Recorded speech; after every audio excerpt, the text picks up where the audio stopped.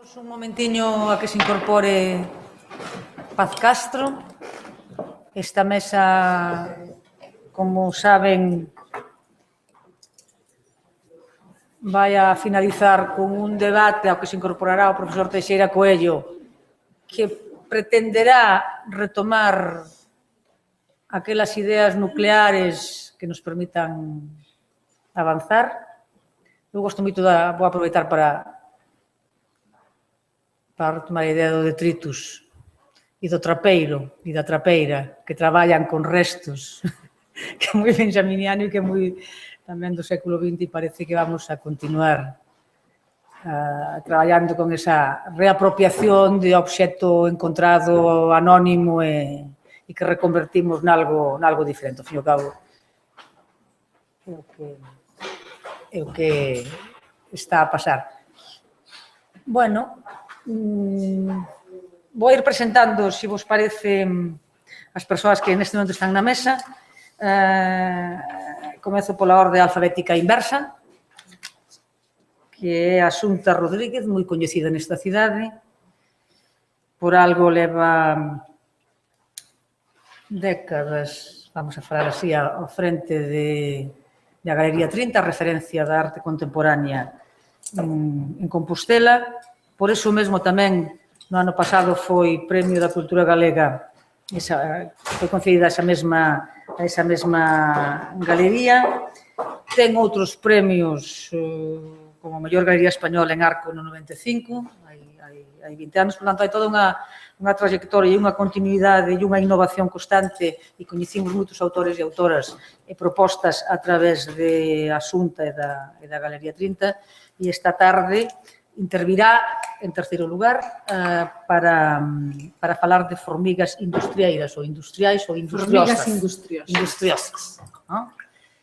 Como vedes, aí estamos nesa conxunción difícil que la decía, non, entre a arte e a industria tamén, neste caso. Bueno, e non digamos, cando antes se falaba de arte e comercio, e con Jeff Koons pode valer máis que un Rubens, non? Pero bueno, iso xa... Vale máis, costa máis.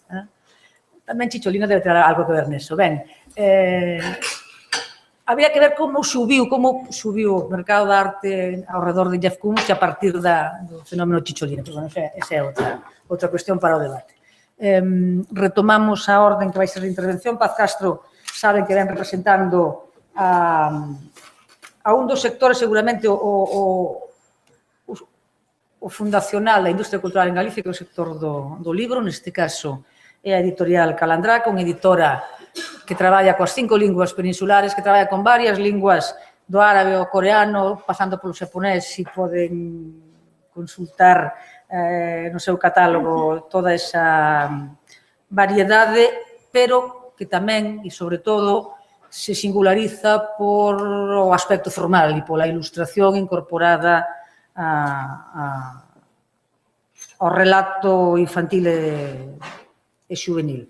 É unha das editoras tamén máis recoñecidas, máis premiadas, máis innovadoras. Ela foi licenciada na Facultade de Comunicación, na licenciatura en xornalismo, por tanto, eu estou encantada de que dúas persoas desa facultade, das primeiras promocións, cando ainda estábamos en Mazarelos, nun edificio con poucos recursos, sexan punteiras naquilo que representan na industria cultural de Galicia. A seguinte é en Malustres, que saben que desde o ano 2013 é cofundadora ou fundadora, non sei se... Fundadora como meu marido. Bueno, entón é cofundadora, ou fundadora, con un socio, da produtora Vaca Films. Ela, na súa intervención, vai a facer comparativas entre o tipo de cinema que aquí se fai, os outros cinemas, as diferentes propostas que neste momento hai a nivel de cinema e de audiovisual en Galicia, e esa complexidade de entrelazar mercado, independencia, competencia.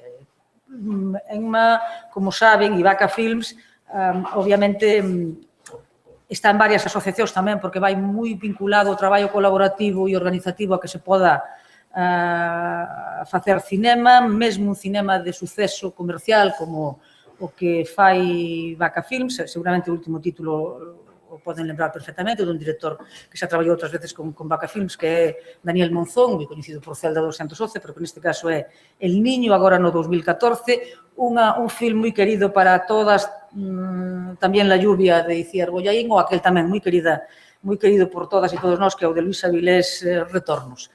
Ben, son as tres persoas que van a intervir, cada quen naquelo que a singulariza e tamén para convocarnos a este encontro e a esta filosofía do encontro que partillamos no mundo das políticas culturais. Por lo tanto, Paz, cando queiras, tes a palabra.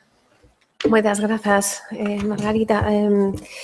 Pois nada, comezar agradecendo, por suposto, ao Consello da Cultura Galega que invitara a Calandraca a estas xornadas. Como vedes na portada, eu vou titular a intervención Libros galegos para o mundo, que é o que facemos en Calandraca, un proxecto cultural plurilingüe. Permítinme destacar hoxe nos 25 anos do pasamento de Nicolás Guillén uns versos de Un son para niños antillanos que creo que reflicte bastante a nosa modesta voráxine. Eso de pasan islas, islas, islas, muchas islas, siempre más, anda y anda el barco, barco sin descansar. Reflicte un pouco o noso día a día. Cando a principios do ano 98 nacía Calandraca, o obxectivo deste microproxecto editorial era botar a andar un selo especializado nun xénero chamado álbum ilustrado, aínda pouco explorado en galego, pero dun exitoso percorrido nos Estados Unidos, en Europa e tamén en España. Entón, se nos pasaba polo maxín que os nosos libros podían chegar a venderse fora do mercado galego. Xa era moito soñar facer posible un proxecto editorial novo e monolingüe nun panorama editorial que daquela estaba liderado por Xerais, Galaxia e a Nosa Terra. É sabido tamén que Calandraca asumiu dende o primeiro momento distintos procesos da cadea de valor do libro, dende a creación de contidos, o deseño e a produción, a promoción e a distribución do libro. A maiores, tamén dende o comezo integrou no seu cadro de persoal a especialistas en animación a lectura, e aquí vai unha das primeiras imaxes nas que vou apoiar a miña intervención. É de abril deste ano, na Galería Sargadelos, onde levamos 15 anos organizando unha campaña de animación á lectura pola que pasan milleiros de nenos de Santiago e da Bisbarra. Vela aquí tedes no blog da editorial pois unha galería de imaxes na que, bueno, pois amosamos parte da nosa filosofía, non? Animación á lectura dende as primeiras idades, a través dos contos, da música, nun contexto acaído para esa actividade, no marco, bueno, pues, duns estímulos artísticos determinados, intervencións, tamén, por suposto, talleres de ilustración, aquí, o aire, que fixo caer un libro, non pasa nada. Bueno, todo isto hai libros aí que están ao voso dispor, se queredes achegarvos en calquera momento. Son traducións, libros ou eses barcos que van aos que facía mención ao principio nos versos, son os nosos barcos de papel polo mundo. Dicía entón que, bueno, pues nesta campaña de animación e lectura, pues ademais de sesións de contos, de música, pues tamén a expresión artística, a expresión literaria a través de obradoiros de escrita creativa. Este é un traballo que temos en moi alta estima porque, bueno, pues son 15 anos animando a ler e bueno, pues un traballo moi gratificante, moi laborioso en todo caso. Falaba da estrutura organizativa de Calandraca, unha estrutura que permitiu que a editorial pudera actuar en todos os terreos, librarías, colexios, entidades culturais e sociais. Sen telo verbalizado e sen ser case conscientes diso, estábamos poñendo en práctica estrategias das coñecidas como marketing directo ou marketing emocional. E ao mesmo tempo que aprendíamos a facer libros, aprendíamos tamén os puntos básicos que calquera empresa debe ter en conta para actuar no mercado, en calquera mercado. Produto, mercado, competencia.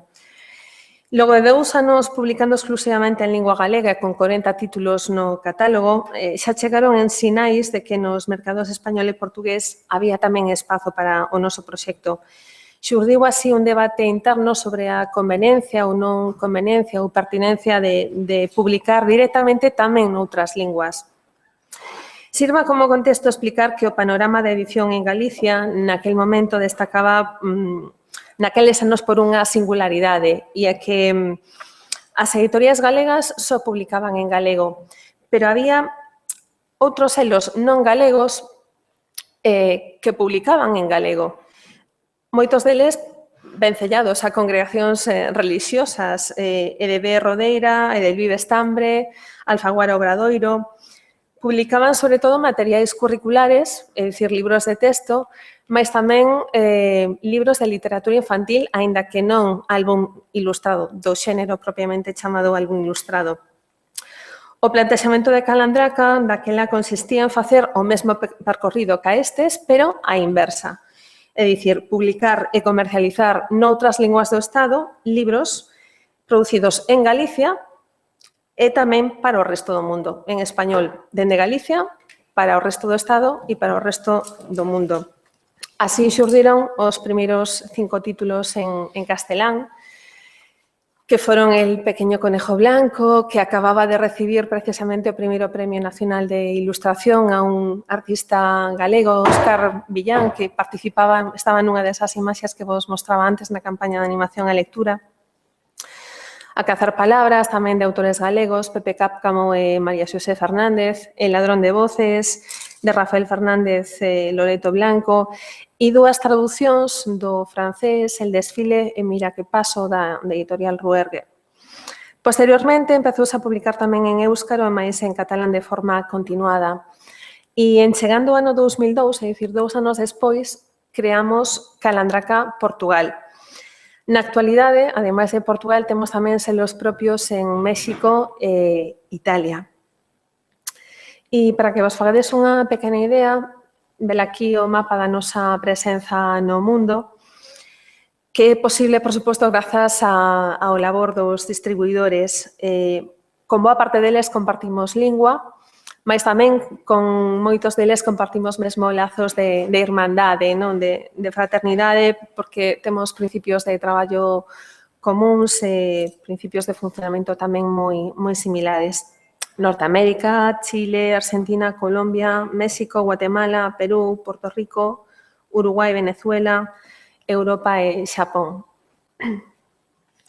Dende os inicios de Calandraca, o catálogo dos libros para soñar estivo conformado por títulos de produción propia, tamén títulos cuxos dereitos de publicación foron adquiridos a outras editoriais internacionais, países como Francia, Gran Bretaña, Estados Unidos, Alemaña, co obxectivo de chegarlle ao público galego e do resto da península a obra de autores e ilustradores tan sobranceiros como Belaki Leolioni, Arnold Lobel, Tommy Ungerer, Gianni Rodari en Italia, igual que Adela Turín, János, afincado en España actualmente.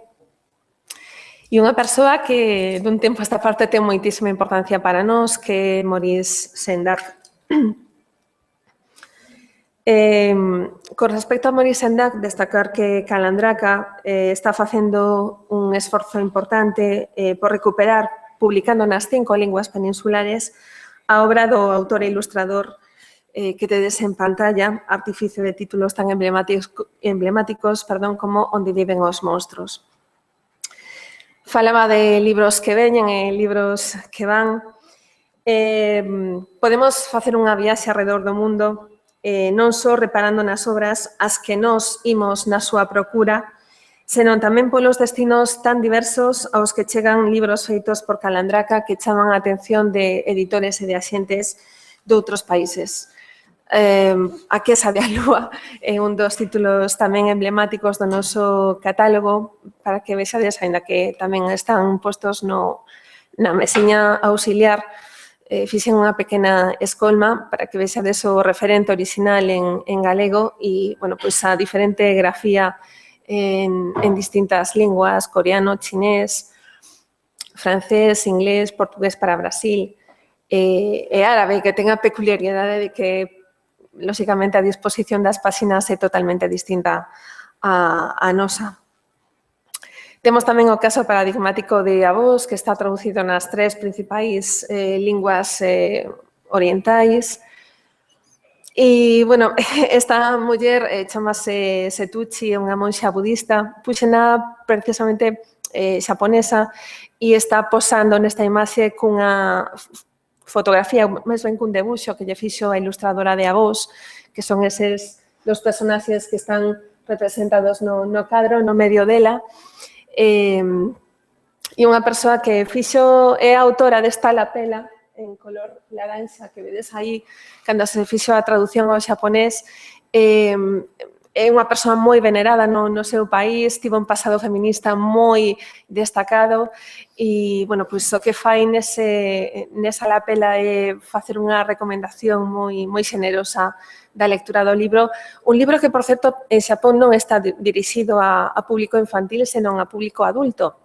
Pero, bueno, eso son, quizáis, en fin, non ven ao caso, pero sí forma parte do anecdotario da editorial.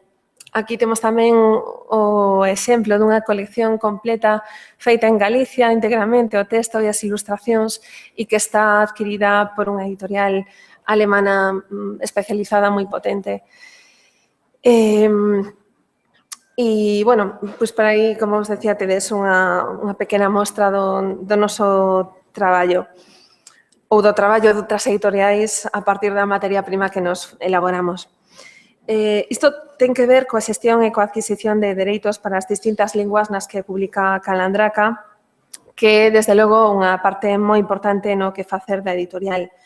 A relación con axentes e con editoras internacionais forma parte da rutina e da axenda de contactos. Outro punto de inflexión no que non podo eludir foi a creación en 2005 do selo Factoría K, que comezou a publicar en galego obras de ficción no selo de narrativa, en o que se atopan autores como Boris Vian, Nabokov, Joseph Conrad, Bukowski, Cormac McCarthy, George Orwell, John Boyne ou Bernardo Achaga. Por outro lado, a nosa vocación de ofertarlle ao público de calquera país do mundo as nosas obras de produción propia elevounos dende o principio a participar nas principais feiras internacionais do sector editorial para, en definitiva, facilitar a visibilidade dos libros para soñar. E segue agora unha pequena galería de experiencias, algunhas tan recentes como esta na Feira do Libro de Boloña, no pasado mes de abril, unha feira máis importante no sector editorial especializado nos libros para nenos e mozos.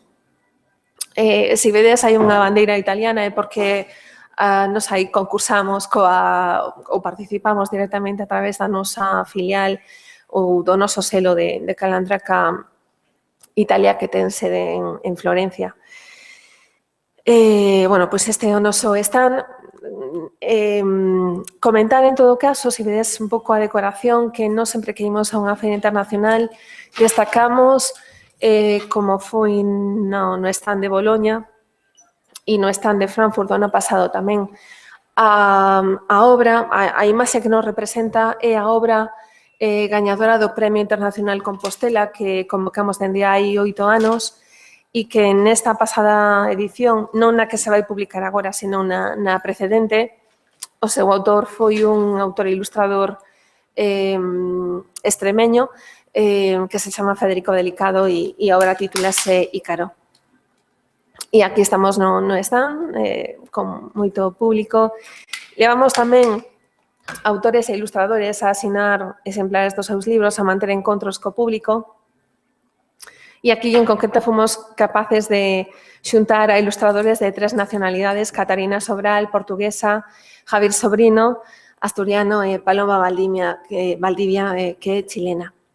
Tamén encontros nas librerías cunha autora italiana, neste caso con Ariana Papini. En Bos Aires, tamén de recente celebración, participamos no marco dun stand que dimos en denominar libros para atesorar.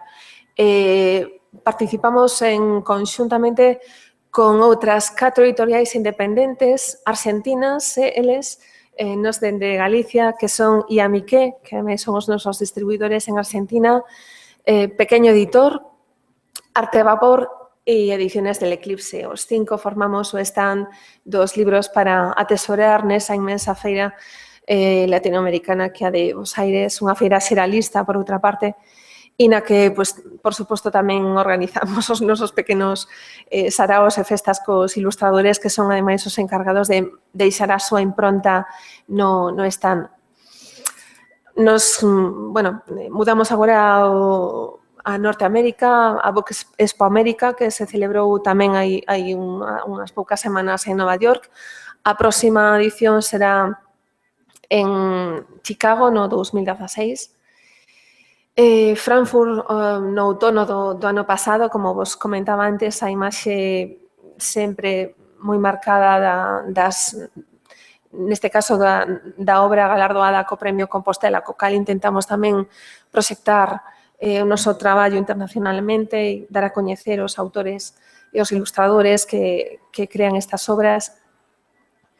Na Feira de Frankfurt preséntanse os libros que son galardoados ou distinguidos, porque non é un galardón propiamente dito, mas si forma parte dunha lista prestixiosa que se chama The White Ravens e, se presentará neste outono próximo e na última edición dos White Ravens destacaron a obra de Pinto e Chinto que se titula Nicomedes o Pelado.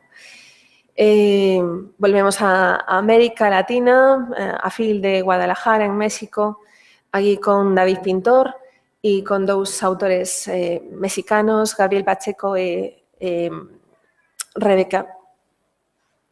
E, Nacer, que está nominada nunha das listas tamén importantes de Conaculta, que é o Departamento de Cultura do Goberno mexicano. Liber, volvendo a Península, Liber que alterna entre Madrid e Barcelona e onde se expoñen, ademais, os libros que reciben os premios nacionais aos libros mellor editados, que o ano pasado, estivo entre os distinguidos Palabras e a semana pasada nos comunicaron que entre os libros distinguidos este ano cos premios aos libros mellor editados na categoría dos libros xerais e de divulgación estaba tamén un libro feito por Calandraca, que foi a selección poética de Fernando Pessoa traducida ao español. Estivemos por primeira vez en Lima, na Feira do Libro de Lima, o ano pasado a través da editorial Polifonía, que é a nosa distribuidora en Perú, tamén con libros de outros selos independentes como o noso. E, pequenas experiencias tamén exóticas en Tetuán hai uns anos, en Beijing, máis Beijing e tamén en Tokio. A ilustradora que está na banda máis para aquí, é Rosa Osuna, que era a autora daquela ilustración que mostraba a monxa budista Setouchi. Isto foi nunha presentación dun libro, concretamente dese libro de Avós nunha librería de Tokio con motivo da celebración da Feira do Libro. E isto creo que viña sendo o pequeno repaso á presenza de Calandraca nas feiras internacionais. Toda esta valiosa bagaxe de contactos profesionais fórxase estando presentes nestas feiras internacionais que son as máis importantes, cando menos, un traballo que require unha preparación previa para encaixar a axenda de encontros personais con editores e con axentes estranxeiros, unha dedicación plena durante o tempo que dura a feira, incluída a montaxe que facemos nós mesmos, un activo seguimento posterior e, por suposto, maior rigor para cumprir os compromisos adquiridos nesas conversas que se manteñen e que se prolongan durante meses para chegar a frutificar. Por extensión, ademais, hai que darlle conta aos autores e ilustradores de todo canto atañe ás súas respectivas obras. Esa labor pode dar como froito a publicación en Calandraca ou en Factoría K dunha obra de procedencia foránea ou ben a venda dos dereitos dun libro de produción propia para a súa publicación noutra lingua no mercado dese país. Neste último caso, estamos contribuindo a exportar as creacións de autores e ilustradores de aquí para ser lidos e coñecidos fora. Estamos contribuindo, por tanto, á expansión da nosa cultura. E, sen embargo, as editoriais, ao menos en Galicia, non teñen a consideración estratégica que as administracións públicas lle outorgan ao sector textil, ao naval ou á automoción, por poñer algúns exemplos. Así é que, para desplazarse polo mundo e competir no voraz mercado global, as editoriais teñen que destinar unha parte importante dos seus propios recursos económicos, as viaxes e as estancias, o alugueiro e o acondicionamento dos espacios, a edición de catálogos e folletos propios, que se complementa coas guías de promoción que se impulsan de entidades como a Asociación Galega de Editores ou a Asociación Galega do Libro Infantil e Xuvenil, aínda que nestes casos están financiados polas administracións públicas. Participar nesta dinámica está ao alcance de todas as editoriais que se propoñan dar ese salto para consolidarse e para seguir medrando. Pero a condición sine qua non é que o produto, é dicir, os libros, teñan calidade, se sean atractivos, se sean exportables e competitivos, é dicir, que se sean universais. No caso de Calandraca, e volvendo ao principio, é dicir, cal foi o camiño dende o que se plantexou a edición en varias linguas ata que se iniciou o proceso de internacionalización, pois deronse unha serie de circunstancias favorables. Dunha banda, a boa acollida das librarías e da comunidade escolar a títulos que foron aquilatando o catálogo dos libros para soñar. Ademais, o respaldo dos especialistas en literatura infantil e xuvenil, os mediadores e os axentes de opinión que confiaron neste proxecto e que animaron a seguir prosperando na liña do crecemento, un crecemento sostido e sostible. E, ademais, os premios que se colleitaron tanto dentro como fora. O famoso, para nós, o Coelliño Branco, que citaba anteriormente, que foi o primeiro libro con estrela, digamos, aquel Premio Nacional de Ilustración no ano 99, ata este recente 2000, como vos comentaba un intre, ao libro de Fernando Pessoa, da selección poética. Pero, ademais, hai outras maneiras de que os libros teñan tamén recoñecemento internacional a través das seleccións que fai a IBI, que é a Organización Internacional do Libro Infantil e Xuvenil, ou o Banco do Libro de Venezuela, que tamén é unha entidade moi prestixiosa e moi respetada neste eido, ou a propia Biblioteca Internacional da Xuventude, que é a que elabora esa lista de White Ravens que tamén mencionaba antes con motivo da Feira de Frankfurt. Un apartado importante a citar na intervención é o plan editorial anual de Calandraca, que é a columna vertebral sobre a que se sustenta o funcionamento da editorial en todas as súas dimensións. O Departamento de Edición coordina o traballo de autores, ilustradores, tradutores e correctores en función duns prazos e, paralelamente, o Departamento de Deseño e Produción vai executando todas esas accións que se artellan entre sí como pezas dun crebacabezas para materializar o libro. O traballo do Departamento de Edición é un traballo complexo, delicado, e tendo en conta que cada obra faise en varias linguas, pois, dependendo da cantidade de linguas, pois varía, por suposto, a complexidade. O máis habitual é que se publican os libros en galego e en español, pero a dificultade é maior cando se compatibilizan 5 linguas, as 5 peninsulares, ou, se xa rizamos o rizo, falamos de 7 linguas e lles engadimos o inglés e o italiano. Estamos a falar dunha tirada global que pode acadar os 15.000 exemplares, que para un álbum ilustrado é unha cantidade bastante respetable. Por exemplo, no máis recente do que temos publicado, nas 6 linguas nas que saiu esta obra de Joël Franz Roussel, un escritor cubano e a ilustradora alemana Constance Kitzler. En definitiva, trátase dun traballo dialéctico, complexo, e que, bueno, pues nos fai disfrutar e que, bueno, que nos gusta defender ali a donde imos.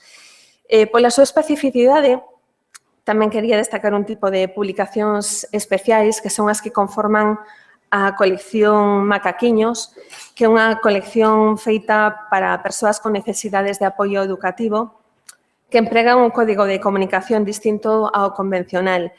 Quen adapta os textos ao sistema de pictogramas son os educadores da Asociación Baión de Tratamento do Autismo, BATA, cos que Calandraca creou e levou adiante esta iniciativa.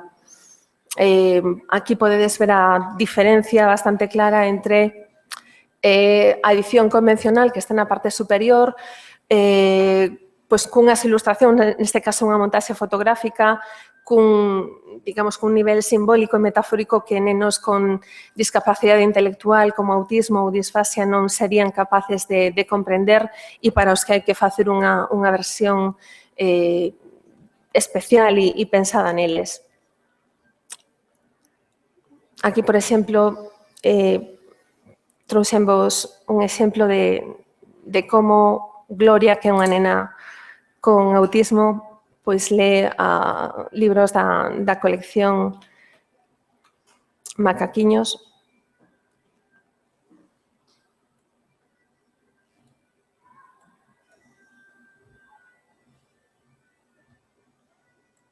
A ver.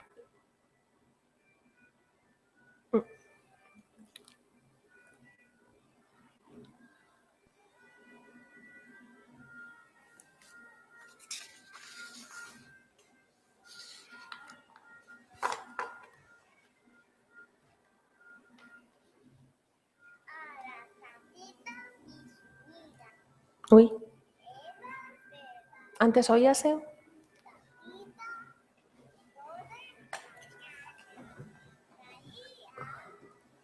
Non está a tope.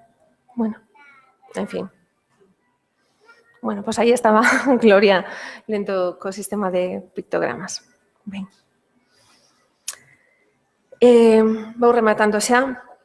Os libros para soñar foron chegando ás latitudes máis diversas sen xerar extrañeza nos seus destinatarios. Sexan galegos, coreanos ou brasileiros, os nenos e nenas abren as súas páxinas e atopan historias que perfectamente poden suceder ao seu carón e coas que se senten identificados.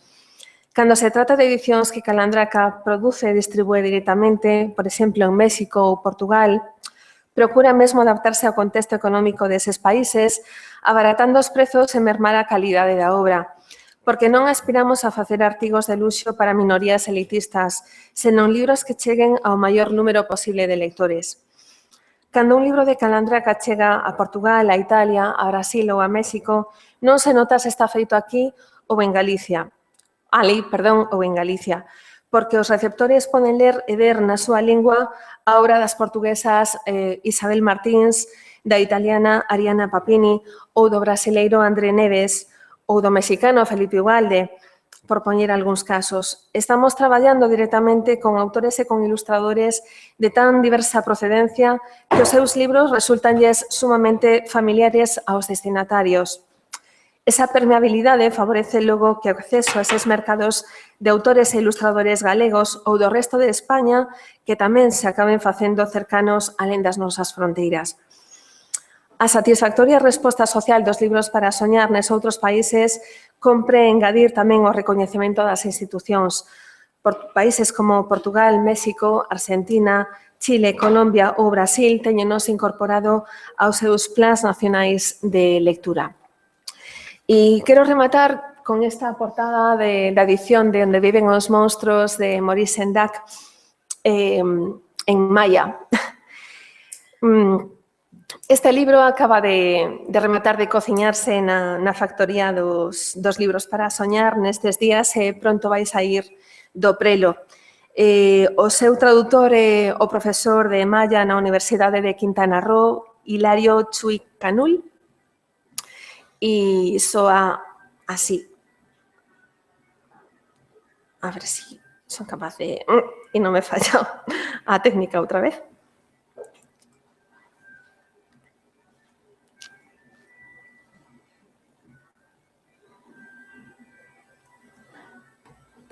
Tetushkuka talewaji. Le akamakakatutaka mako. Ukashil nukbek. Yetelka kum ubet pachang poilvado. Yetelugelo bet. Na etu ya alati. Why?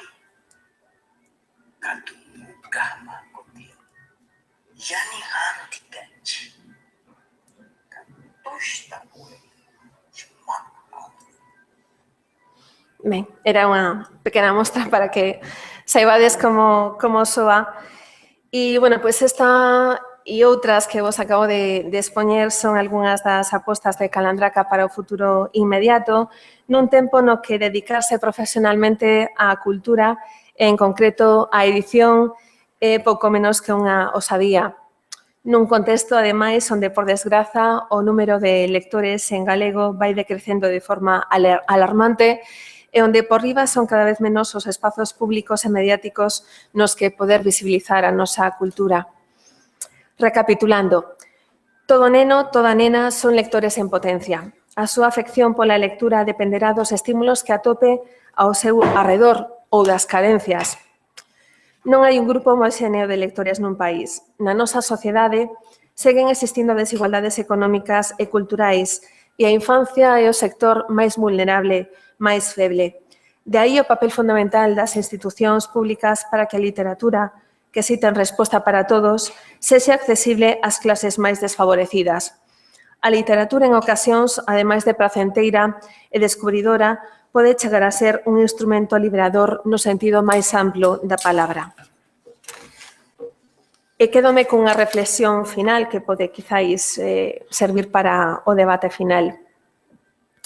A utilidade dos saberes inútiles contraponse radicalmente ao utilitarismo dominante que, en nome dun exclusivo interese económico, está a matar gradualmente a memoria do pasado, as disciplinas humanísticas, as linguas clásicas, a educación, a libre investigación, a fantasía, a arte, o pensamento crítico e o horizonte cívico que debería inspirar toda a actividade humana.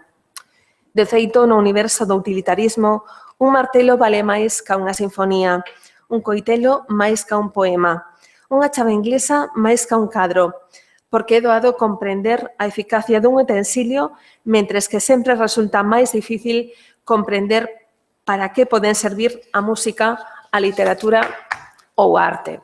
Estas non son palabras miñas, xa me gustaría, son de Nuccio Ordine, escritor e profesor italiano, autor de A utilidade do inútil, que sairá publicada na colección Ágora de Factoría K en próximas datas con traducción de Carlos Acevedo. E así remata a miña parte. Grazas. Moitas grazas. Agora, que tal, boas tardes. Creo que vamos fatal de tempo, non? Así que vou a intentar ser breve, concisa e falar rápido. Primeiro, dar as gracias ao Consello de Cultura Galega e a Margarita e a don Ramón Villares, que os dous foron profesores na Facultade de Historia e na Facultade de Xornalismo. A verdade é que é un honor estar aquí hoxe. Se mo dixeran cando era alumna non me o creería. Recordo, ademais, moito as clases de Margarita porque non entendía nada do que contaba. Eso é o inútil, é o valor do inútil. Sí, a veces cando se é estudiante, moitas veces, cando vas ás conferencias, ás charlas, ou ás veces algúns profesores, non? Porque non todos son así, pero algúns profesores parece que é chino que están dicindo. Xusto os profesores ou as charlas ou as conferencias que parece que é chino que están contando son as que quedan aí e despois saen, non? Ou polo menos a min pásame eso, e creo que eso tamén ten moito que ver con que agora me dedique a facer cine, que está dentro da cultura. Para min a cultura é unha palabra enorme, é quizáis unha das palabras máis importantes que existen.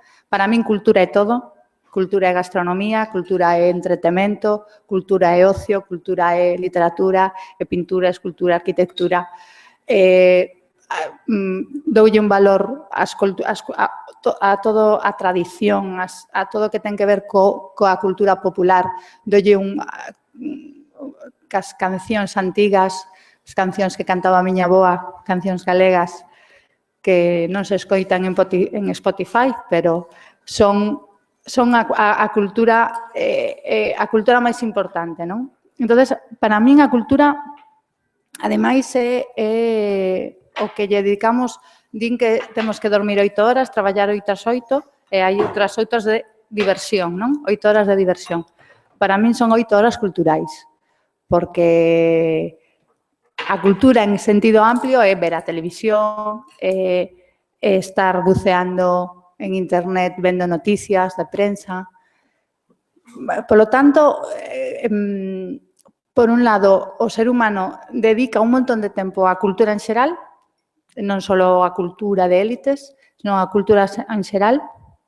En cambio, creo que os políticos ou as políticas culturais son nefastas, casi non existen, ou os políticos dedicanlle moi pouco tempo á cultura, a política cultural, non?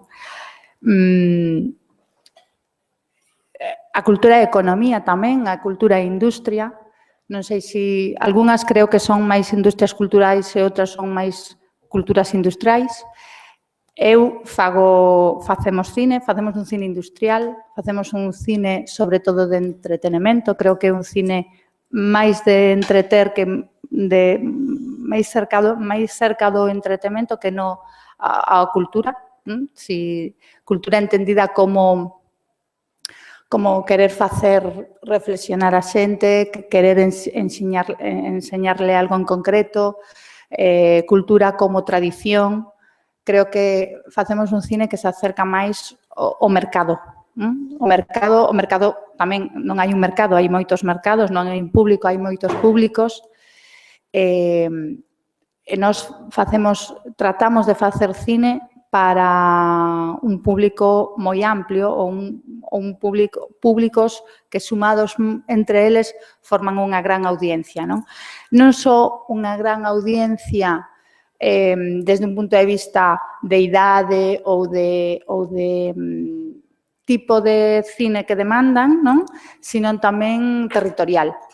A nosa vocación é tratar de facer películas que se vexan en cantos máis sitios mellor, non por un tema de, entre comillas, conquista de territorio, sino por un tema do ser humano en sí e as persoas en sí. Non hai nada máis emocionante que estar que ti dende a Coruña desenvolvas un guión, desenvolvas unha historia, penses en algo que lle pode interesar a xente, e verte en Toronto, ou verte en Venecia, ou verte en Nueva York, e ver que a xente que está vendo a película que non ten tanto que ver contigo e con as persoas que che rodean, ver que conectan coa película, non? Eso é moi gratificante. Por eso queremos facer películas que as vexan moita xente, non?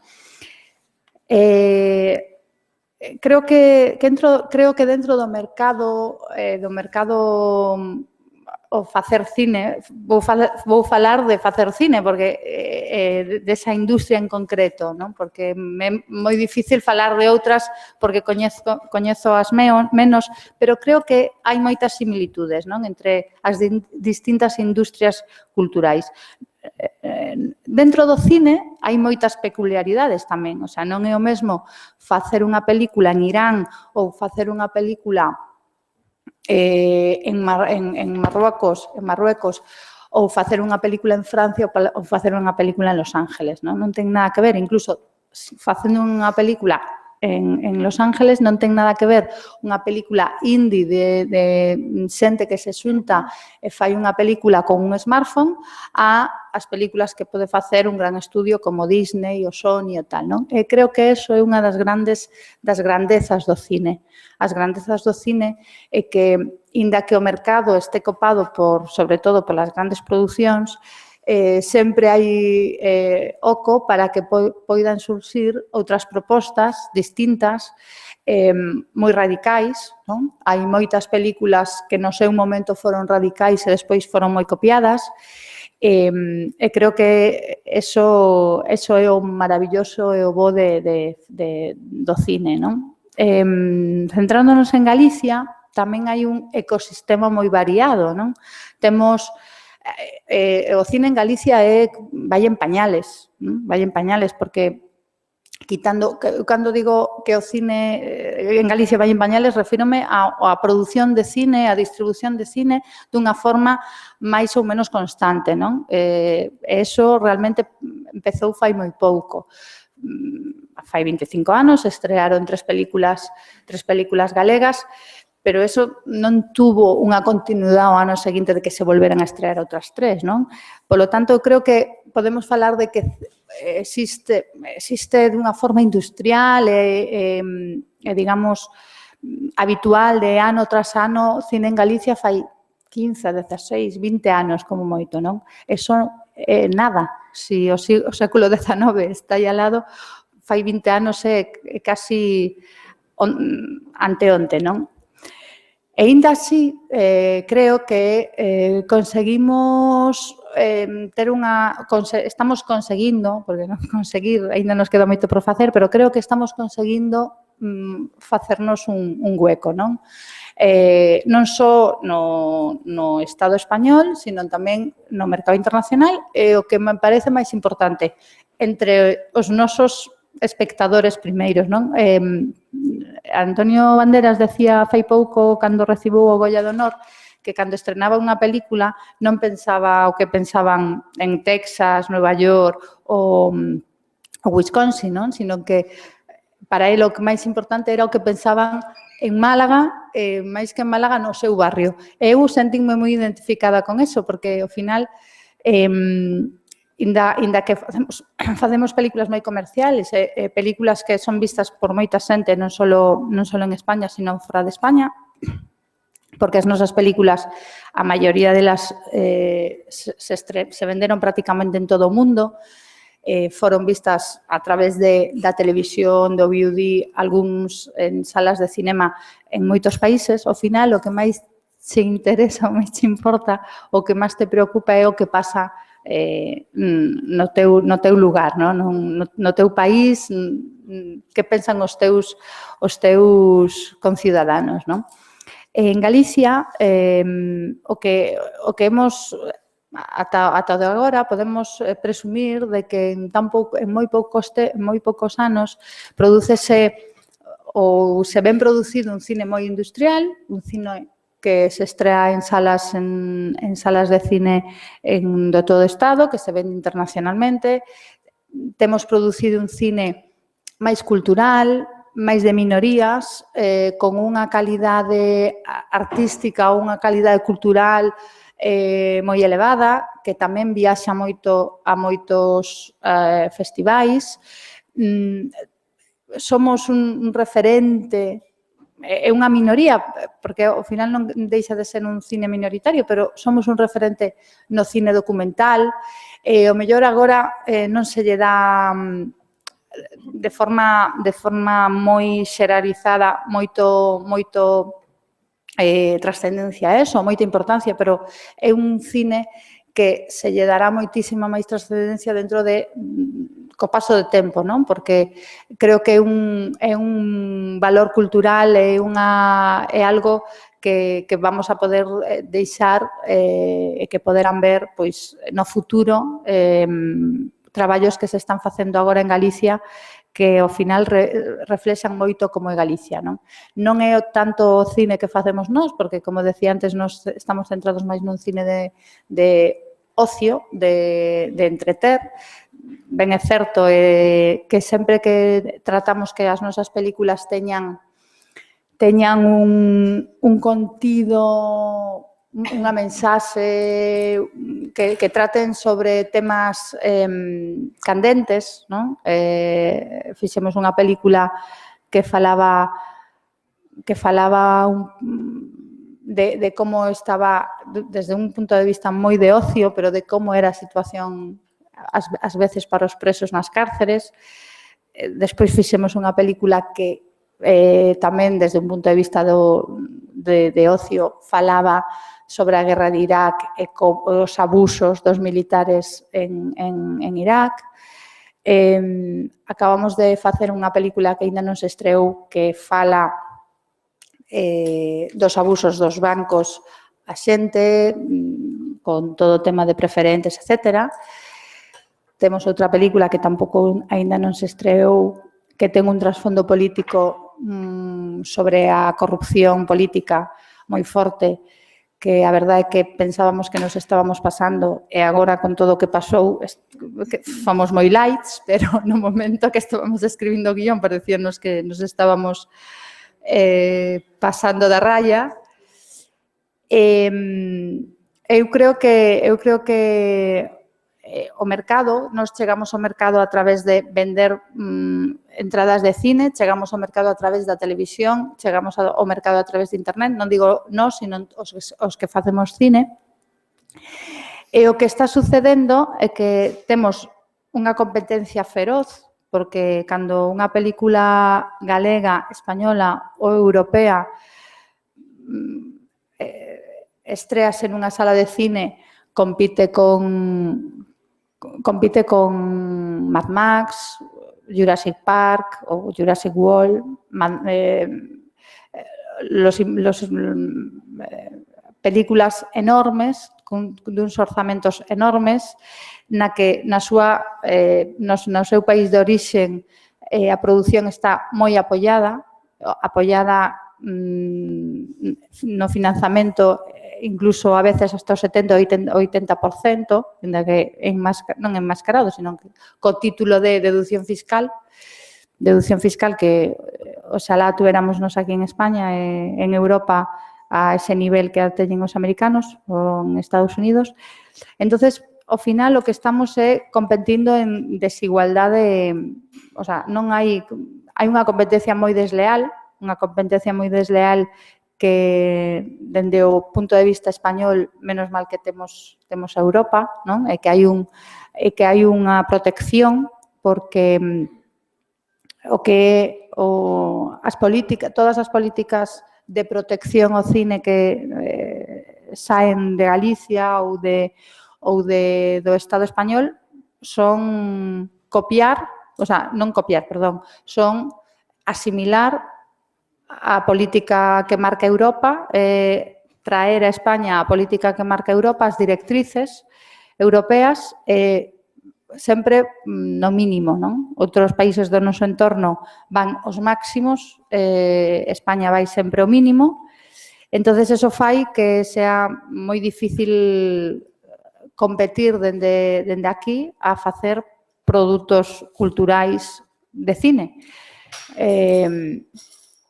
A xente, ademais, cando vai a consumir cine a unha sala de cine, non está tan pendente se o produto é español ou é galego. Entonces, en xeral, a xente o que consume, o que máis coñece, o que máis se promociona. En ese sentido, vamos con a pata coja, non? Comparado a como van outras industrias. Pareceme que dende Europa, dende España, habría que ser moito máis, como se di, non ser tan, non é a palabra, non é prudente, ser moito máis... Conservador. Non, todo o contrario, non? Sí, audaces. É curioso como na política europea, ao final, o que tamén nos está salvando é Francia, non? Que é a única que está poñendo coto a... E esa é un pouco a miña reflexión acerca un pouco da situación de mercado, da falta de...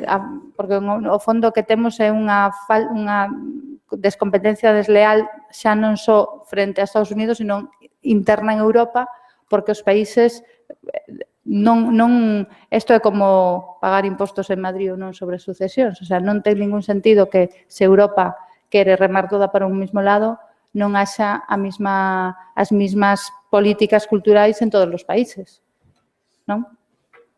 É un pouco a reflexión que fago dende... No fondo, vamos a resumir dicindo que fora o 21% do IBE cultural.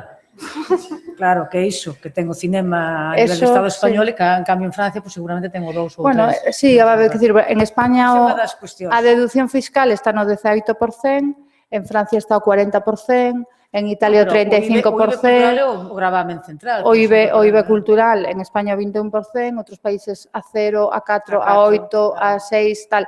Entonces, claro, como podes desde aquí competir cando se estrena unha película nas salas de cine o fin de semana, cando o 25% das películas que se estrenan son españolas e o 75% son ou europeas ou americanas, non? Entonces, claro, moi difícil. Bueno, pois o panorama queda así plantexado, non é que seña moi optimista Emma, pero vamos a continuar con un mundo que tamén ten as súas complexidades, que é o da arte. Imos a máis agora, imos a máis.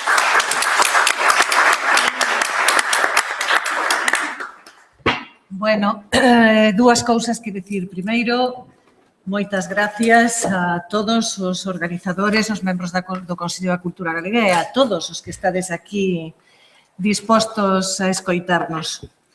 Por a miña parte, unha gran solicitude de perdón porque debe ser que dentro de min vive a arte contemporánea e a máis vanguardista, porque o que os vou ler agora remateino ás 3 da tarde de hoxe.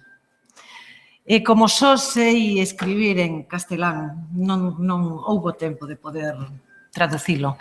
Así que creo que é mellor para todos que o faga na lingua na que foi escrita, dicindos que sinto moito non telo feito en galego. O meu texto chamase Formigas industriosas, foi o único que traduxi. Cuando recibí la invitación para participar en estas jornadas, pensé que si lo que se me solicitase fuese un telegrama, este sería el que resumiría mi humilde punto de vista. Nos ha jodido mayo por no llover a tiempo. La frase no es mía, se la escuché hace algún tiempo a un artista y desde entonces la uso cada vez que oigo los términos mercado y cultura asociados. Como se esperaba algo más de mí, les decía en un escueto, presuroso y un tanto avergonzado mail a los organizadores del curso, quienes con amabilidad exquisita me solicitaban por segunda vez tanto mi currículum como un resumen de mi intervención, les decía: el término industria me gusta, sitúa bien la imagen que la galería pretende proyectar de sí misma. La de hormigas hacendosas que sin descanso cargan semillas a sus espaldas pensando en los interminables inviernos. Por ello, creo que mi intervención tendrá como título Hormigas industriosas. Últimamente no sé qué me pasa con los bichos. Esto último era una velada autocita, ya que en esta misma institución y en unas jornadas denominadas Arte Contemporánea en Galicia 2012 o Estado da Cuestión no Sector, mis reflexiones llevaban por título la siguiente frase: estoy intentando amaestrar este cangrejo. Se vivían entonces momentos de máxima intensidad en el terremoto denominado crisis y analizar el estado de la cuestión en el sector era como mentar la magnitud de la catástrofe. Así que un crustáceo con la mala costumbre de caminar hacia atrás era un aliado perfecto para expresar una políticamente correcta alusión al estado de la cuestión. Con el paso del tiempo y a base de encajar muy variadas bofetadas profesionales, creo haber aprendido que la literalidad solo es válida para los acuerdos económicos y que el enfado, sea o no fundado, ha de ser manejado de manera, digamos, principesca. Es por ello por lo que prefiero comunicar lo instalado en el mundo de la metáfora y aprender de Galileo, ya que tener la razón no es más importante, al parecer, que tener muchas y variadas razones. A estas alturas, Aunque sigo creyendo en el poder de la reivindicación, considero que la única protesta válida es la que conlleva la acción. Predicar con el ejemplo que nos contaban de pequeños.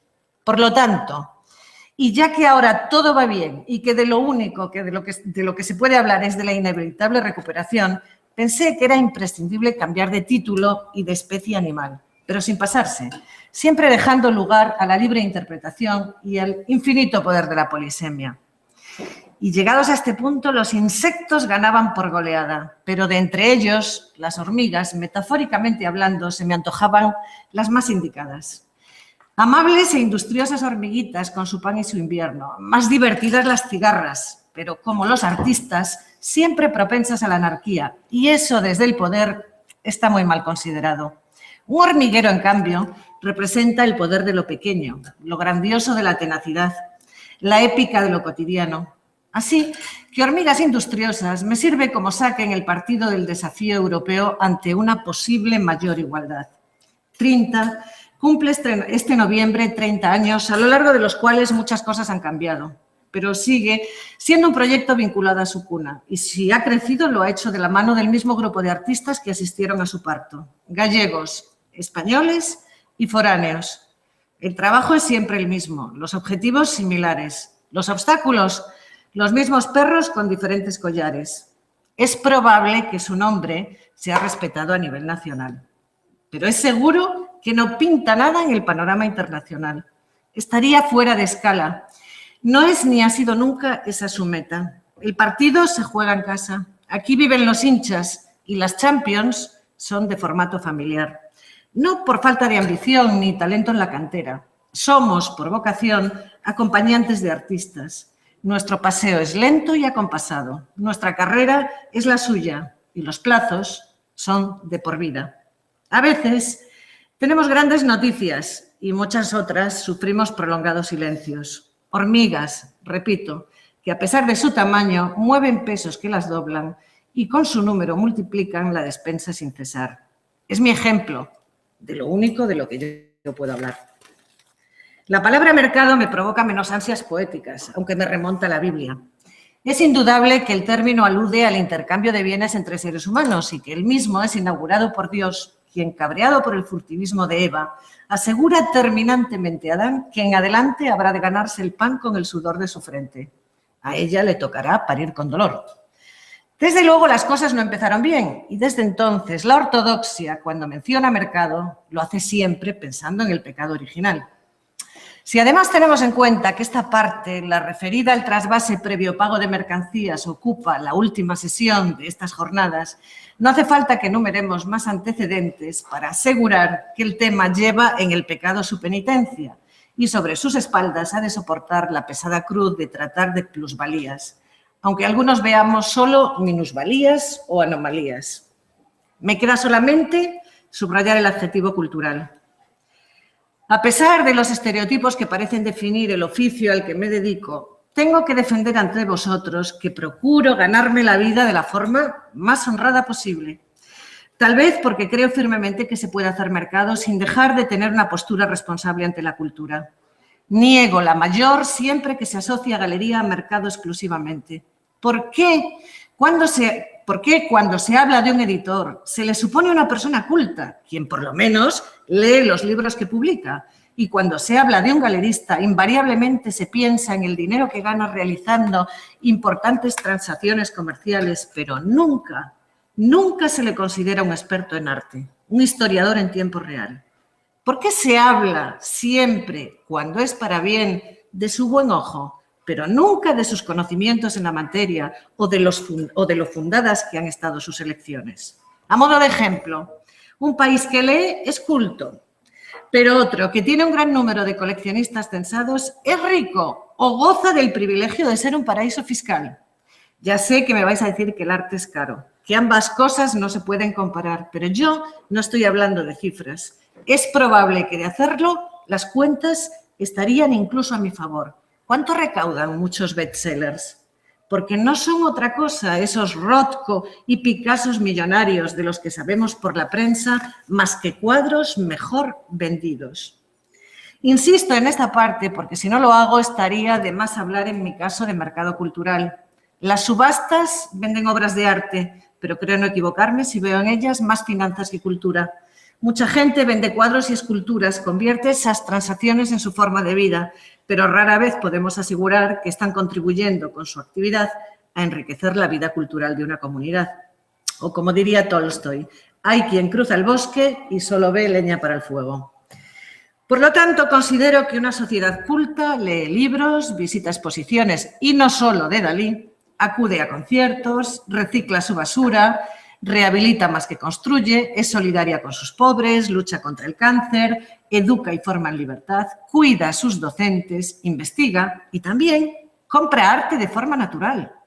Y si lo hace es a través de galeristas bien formados, solventes y, a ser posible, bien educados, que entienden su trabajo al servicio del arte y los artistas, que reflejan como espejos las visiones deformadas de los ojos de pintores, videoartistas, dibujantes, grafiteros, escultores y performers, que hacen como ellos del arte su vida y del mercado una experiencia algo más que comercial.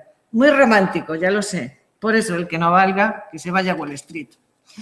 Haciendo memoria, diremos que algunos hemos sido testigos de la modernización, fundamentalmente en cuanto a implementación de infraestructuras culturales que experimentó nuestro país tras largos años de dictadura y que resultaron imprescindibles para abrir nuestras puertas y ventanas no solo hacia la modernidad, sino fundamentalmente hacia la libertad que el disfrute de la cultura proporciona a una sociedad, como decíamos, denominada evolucionada. Vimos el nacimiento del Auditorio de Galicia, de la Facultad de Bellas Artes de Pontevedra, del CEGAC, del Marco, de fundaciones semipúblicas y privadas, de galerías, que en años que no están tan lejos nos situaban numéricamente muy por encima de comunidades autónomas con mayor renta per cápita que la gallega.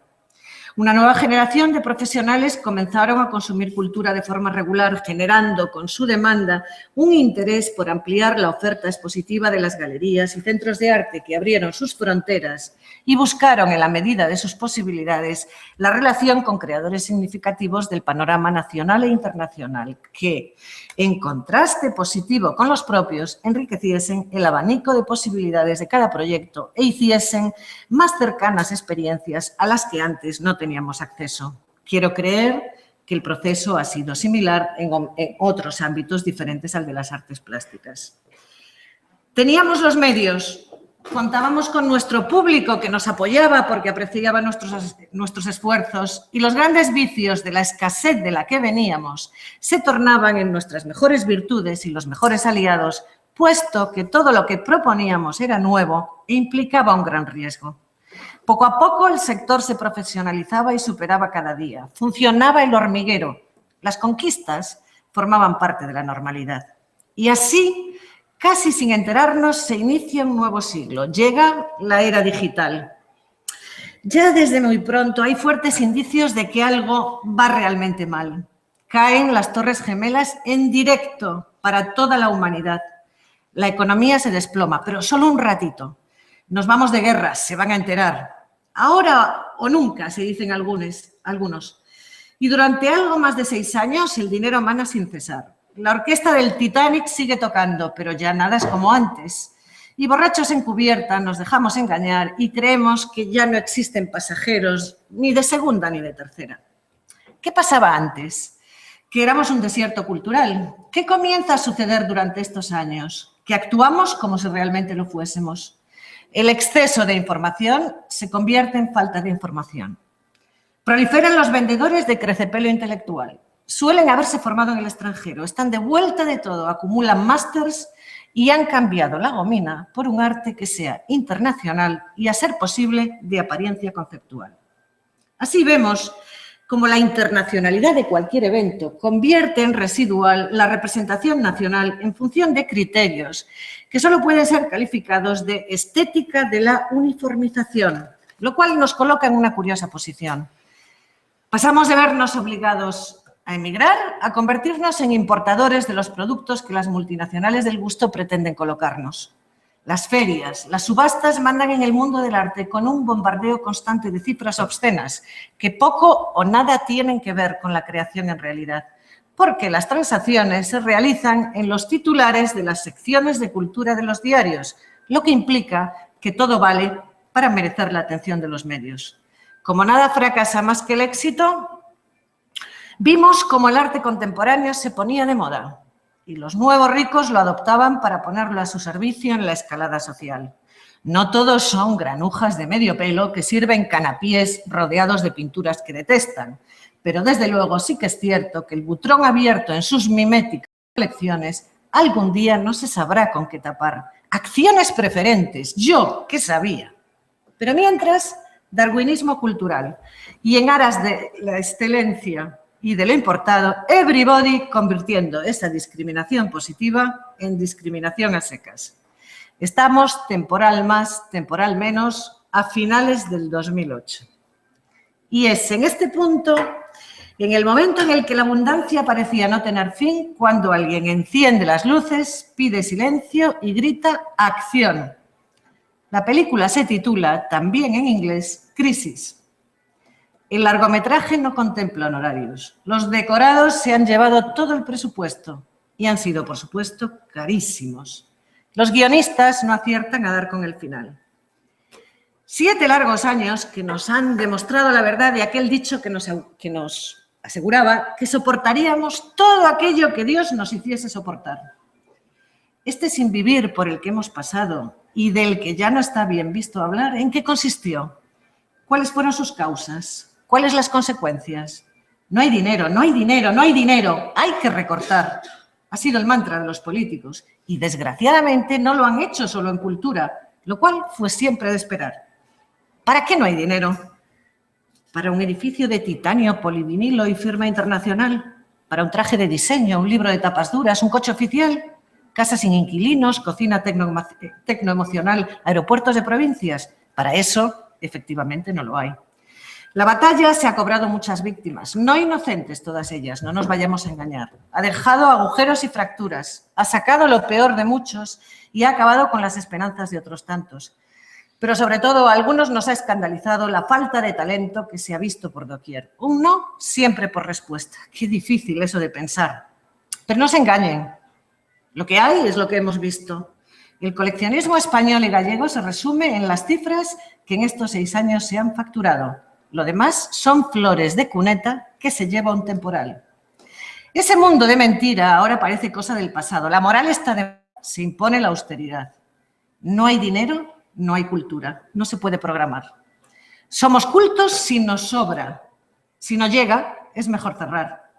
Gravamos con impuestos lo que envidiamos de otros países y no paramos de importar. Pero vamos a los toros, que es la fiesta nacional. Perseguimos grandes cifras sin saber que los pequeños, si son muchos, suman también una barbaridad. No defiendo el minifundio, pero si me apuran, lo prefiero al actual capitalismo feudal. No me importa si se vende mucho o poco arte en Europa. Si Suiza es un ejemplo. Si perdemos el tren o vamos en cabeza. Si hay que hacer esto o lo otro. Más oasis y más desiertos. Prefiero abrigarme en las pequeñas iniciativas, en el mercado de proximidad. En esta mesa hay ejemplos de hormigas industriosas cuya actividad debería servir de ejemplo para toda la factoría cultural. Creo más bien que lo que deberíamos preguntarnos es qué hacer con los garantes de nuestra peculiaridad. Seguirán siendo las hormigas las que con su carga demuestren que no se debe legitimar exclusivamente al ganador, al más hábil, al más espectacular, al más visible, al mejor representado, sobre todo porque casi siempre con las cartas marcadas y se nos impone, nos anula, nos impide pensar. Es producto del hipercapitalismo cultural. Cuando el objetivo es la cultura, no existen las prisas. Es necesario ir de la mano de la sociedad, no para darle lo que quiere, sino para ayudarla a formar. Cultivarla en el asombro por lo vecino, ponerla a su lado a funcionar. Muchas y pequeñas hormigas, cuantas más, más pan. La cultura y su mercado somos nosotros. Empieza en lo pequeño. Guarda sus ritmos, crea lentamente sus audiencias, es sensible al trabajo bien hecho. No sabe de cifras, suma poco a poco. ¿Es poco o nada espectacular? Este mayo ha sido seco y como Sísifo hay que volver a empezar. Los cimientos llevan tiempo. Espero que algo hayamos aprendido.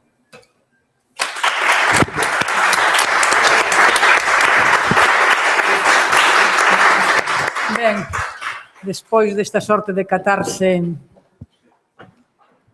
que fixo a Xunta, e recollendo ese termo de os proxectos pequenos de proximidade que ademais durante tempo tamén alimentaron esa saída da dose das artistas plásticas á rúa. Eu me lembro dos anos 70, as primeiras exposicións aquí de Gravado que facía o Galo, ou cando aparecía Vasallo no medio de un...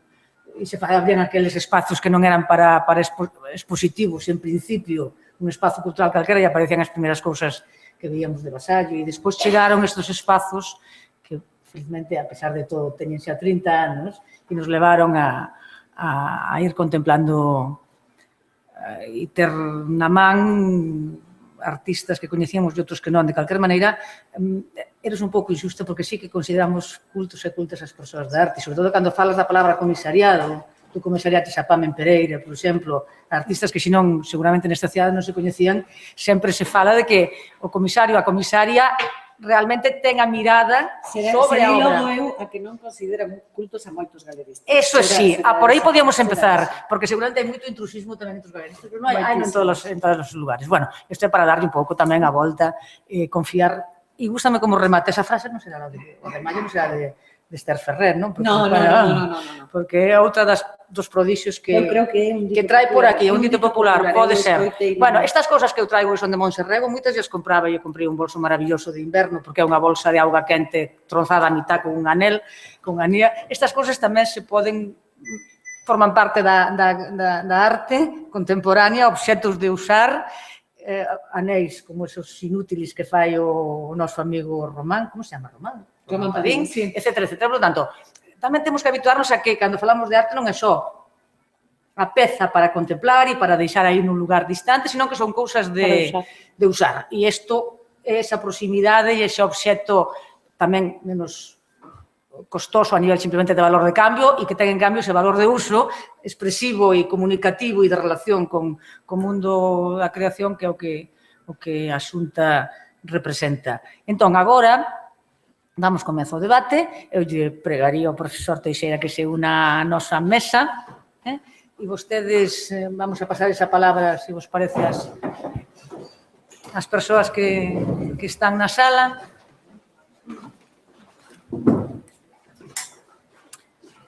Por lo tanto, calquera persoa que quere intervir, erguedes a man e eu vou apuntando, se non vos importa, ou simplemente falade. Parece que Falaré. A palabra que non me salía antes era ambición. Que Europa, creo que Europa ten que ser moito máis ambiciosa no eido cultural.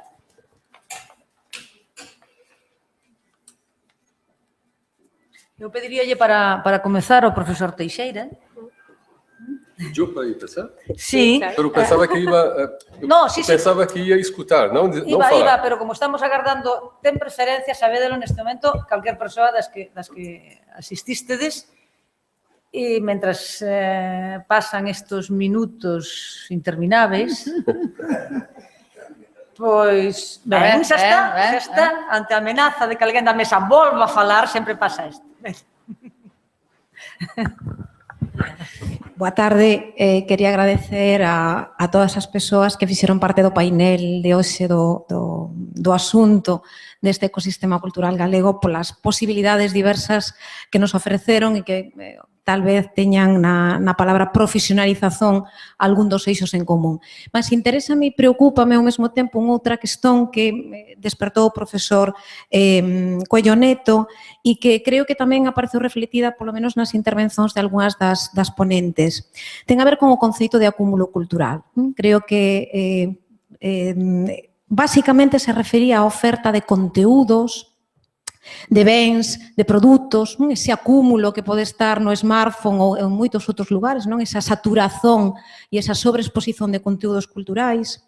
Mas tamén me parece, e creo que ficou evidente agora tamén nas falas, e somos conscientes, algunhas das persoas que traballamos con estes asuntos, a saturazón tamén, o acúmulo de políticas culturais e de axentes que executan ou que se colocan no papel de executores de políticas culturais, analizándoas ou planificándoas, digamos, no lado de quen está como responsável delas.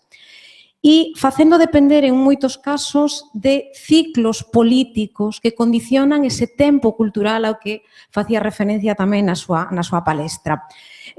Referían aquí varias persoas algúns aspectos que teñen a ver con apoio á promoción, apoio á produción, IVA cultural, en fin, unha serie de visibilidade de esas políticas culturais que teñen a ver tamén con ciclos políticos. Entón, parece como que, ao mesmo tempo, se produce un paradoxo entre os individuos que parece que gañamos, cuando menos en autonomía, a hora de escoller e de acceder, cuando menos algúns, en determinados lugares do mundo, a eses bens, a eses conteúdos, e ao mesmo tempo están condicionados cada vez máis, ou esa é a percepción, a ciclos políticos, non? Que son os que, digamos, en certo modo, marcan as pautas desas axendas tamén das políticas culturais en diferentes sectores. Quería, en fin, si teñen algún interese en comentar este aparente paradoxo ou esta situación que se visibiliza. Obrigada. Profesor, acho que foi interpelado. E vos, por suposto, tedes despois a palavra. Eu vou começar com a sua última colocação, a questão dos ciclos políticos. Como eu procurei, acho, mostrar aqui, as mudanças tecnológicas estão ditando o rumo das mudanças muito mais do que as ideias políticas. É curioso que o próprio Marx acreditava fortemente de que a tecnologia muda o mundo. E é curioso que os seguidores de Marx não acreditavam nisso e acreditavam que as ideias políticas mudam o mundo. Nos últimos anos, nós temos visto o aparecimento de vários estudos que mostram como a invenção da locomotiva a vapor, a invenção do telefone, a invenção do vidro, mudou o mundo de uma maneira que nenhuma ideia política pôde fazer. Este, para mim, é um ponto muito forte. Porque não foi uma política cultural que provocou o aparecimento do smartphone. Não foi. Eu não reluto falar a palavra mercado, que no Brasil é uma palavra maldita.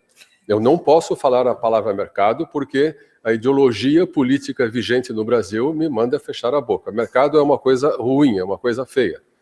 É pecado, não é? Mas a verdade é que o smartphone surgiu do mercado. Ou, se quiser tirar a palavra daí, ele surgiu da tecnologia, da investigação científica e da aplicação disso à tecnologia. Então, de fato, eu noto, eu não vou dar uma resposta a você, mas eu noto um descompasso entre a formulação política ou ideológica de políticas culturais e a organização cultural do mundo através da tecnologia.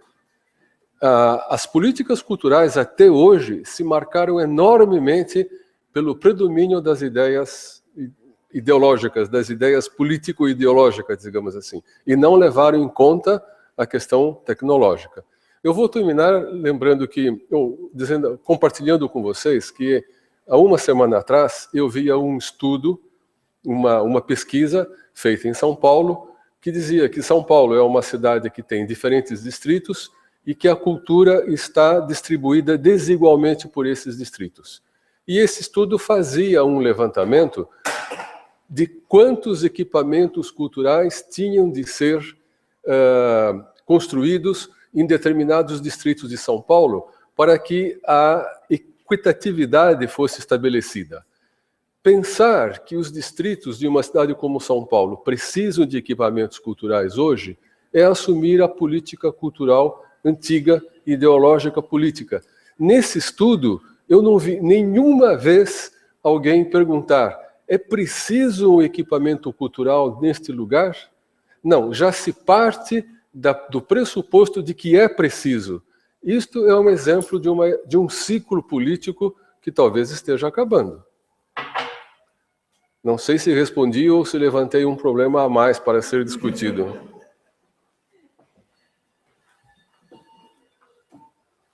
Sí. Sí, ven ahora, ven o micrófono, mientras tanto, para aquí, para a primeira fila. Muito boa tarde. Unha cuestión ao señor Coello e tamén unha pregunta ao representante de Calandraca.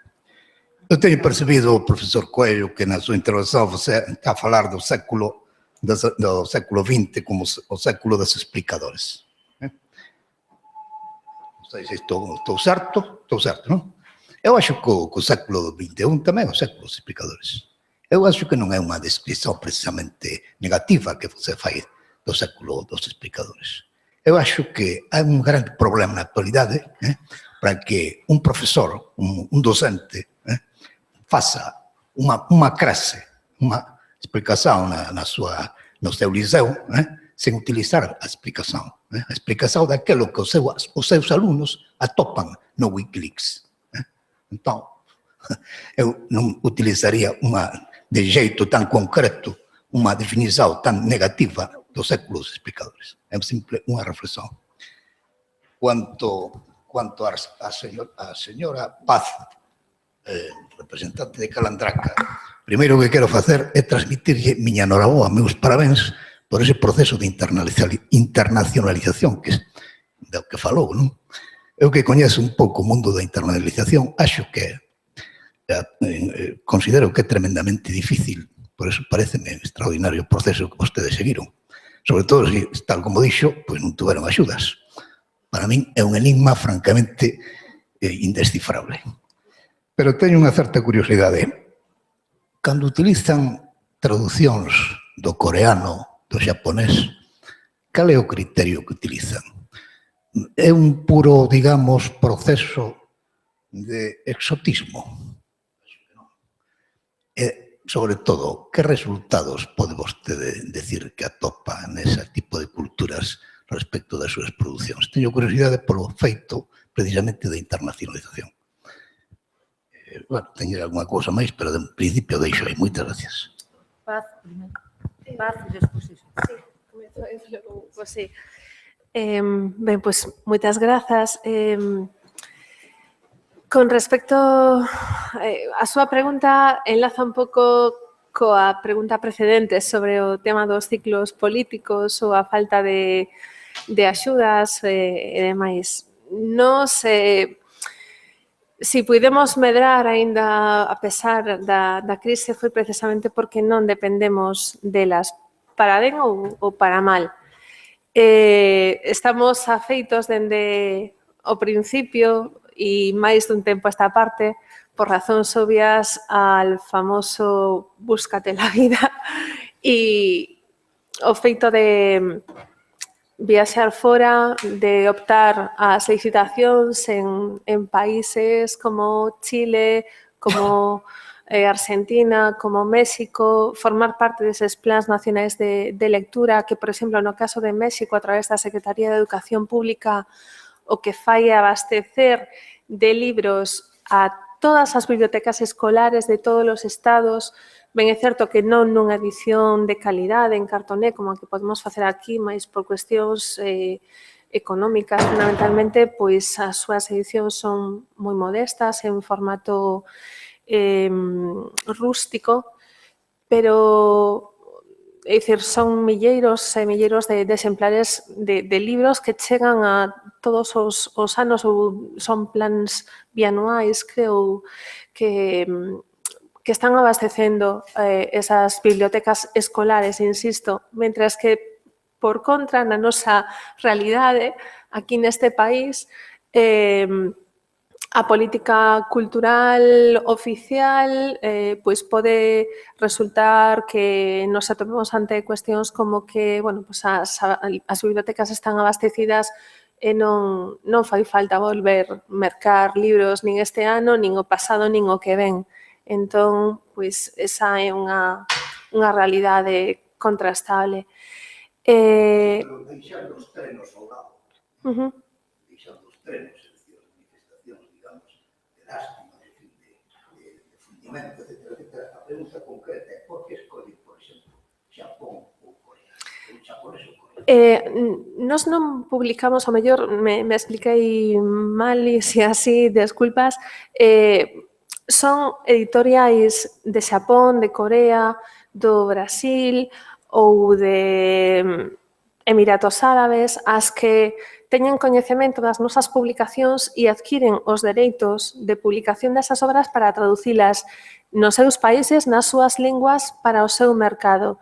Ao mellor a pregunta debería ser que atopan esas editoriais do Xapón, de Corea, nos libros que producimos nós para ter o interese de publicalas e de que sexa un neno en Corea, un neno en Sao Paulo, un neno, unha nena en non sei, en Tallinn, por exemplo, en Estonia, para que libros feitos en Galicia poidan chegar ali e que as emocións que sente un neno ou unha nena aquí lendo calquera deses libros que teño na mesiña, pois sexan iguais ou semellantes aos que poidan ter neses outros países, non? O mellor é máis chamativo o feito de que, sí, pois, polo choque cultural ou a diferencia que aparentemente podemos apreciar con respecto a Asia, non? Pois, pero sí, fundamentalmente,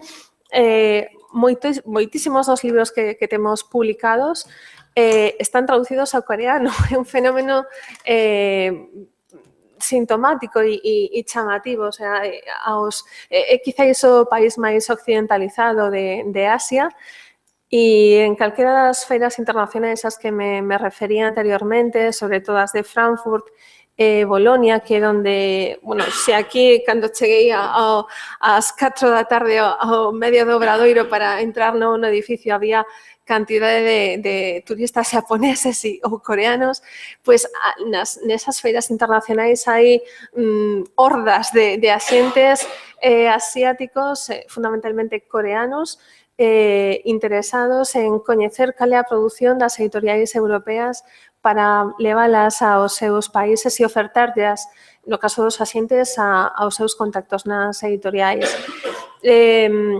Eu creo que ten que ver co que comentaba antes, que temos unha maneira de traballar e temos, digamos, un abano de artistas que teñen a flexibilidade e teñen o talento de poder crear, pois eso, ben textos, ben imaxes ou expresións artísticas que son universais, que tocan a fibra a persoas de calquera nacionalidade, sexan meniños ou sexan crianzas ou sexan adultos, non? E, bueno, pois esa diferencia, aínda que nós, como comentaba tamén, adquirimos os dereitos para publicar na nosa lingua libros que consideramos como os de eses clásicos que son fundamentais, Leo Leoni, Adela Turín, o sea, son libros esenciais, incontestables, que deberían estar en calquera biblioteca.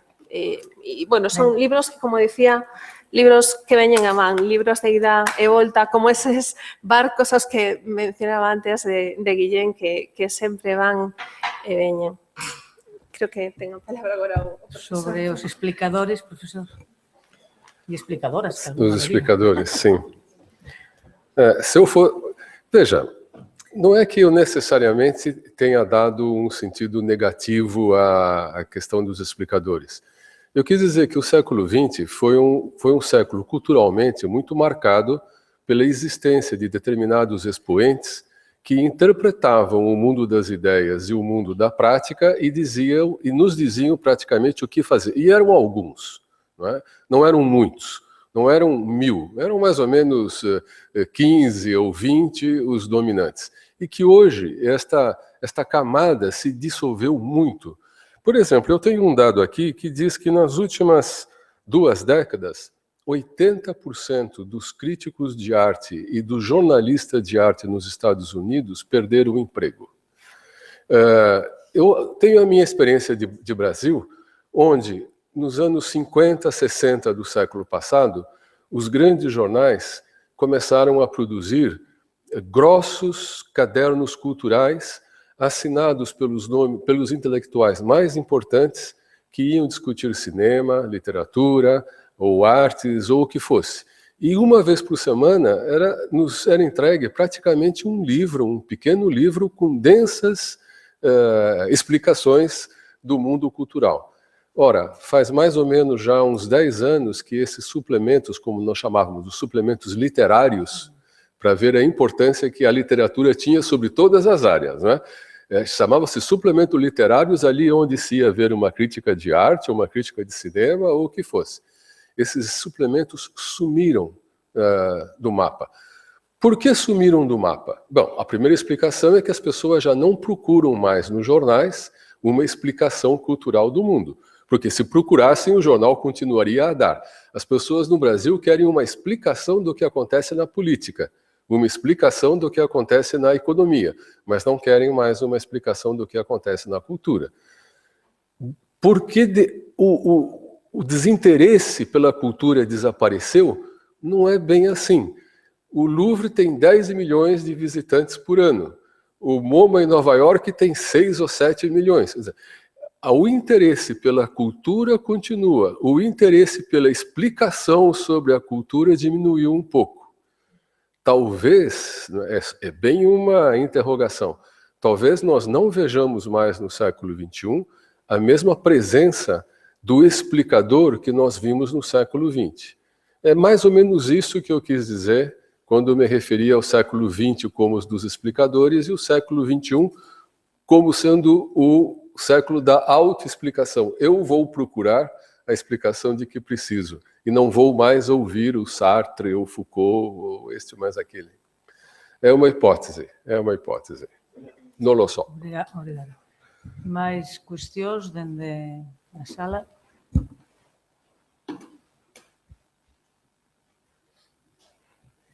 Questões da mesa? Se a Margarida... Questões da mesa também? Sim, claro. Sim, claro. Por que não? Eu queria fazer uma. Sí, outra. No, bueno, está en consonancia co que se acaba de responder de alguma maneira e é unha peza e unha doa que está a correr dun lado para outro que é accesibilidade e visibilidade para determinados produción de bens culturais. Non?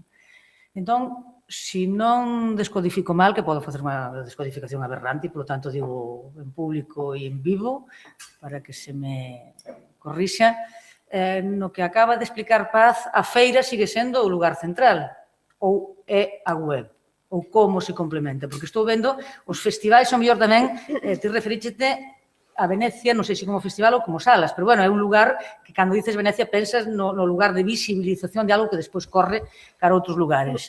Por lo tanto, como nos conectamos e como se fai visível e accesível un ben cultural, por exemplo, tamén no mundo da internacionalización da arte asunta, que está pasando? Volve a ser ese lugar de encontro e ritual, como a feira, o lugar, e a partir de aí, efectivamente, mercede a gran conexión e a gran relación en tempo real, o business to business, e esa capacidade de pagar de modos e de maneiras máis flexíveis, no sentido non de que non tiñas que pagar, que precisamente nestes mundos é o único que se paga, non?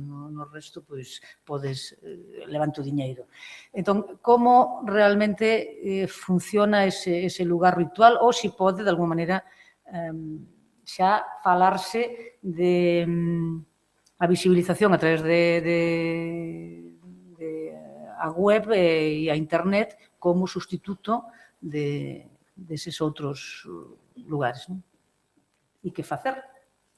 A ver, no caso do cine depende das películas. Claro, pero hai películas que nacen con unha vocación moi comercial e moi de audiencia, moi de público e ten detrás unha campaña moi grande de marketing. Na maioría dos casos soen ser conceptos.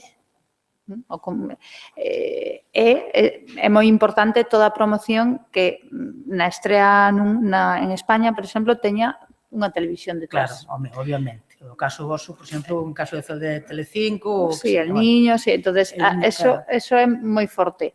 Claro, está un medio convencional detrás. É que non sei se estaremos un pouco enganados, pero o que se sigue vendo no mundo é televisión, sí, a nivel de consumos. Total.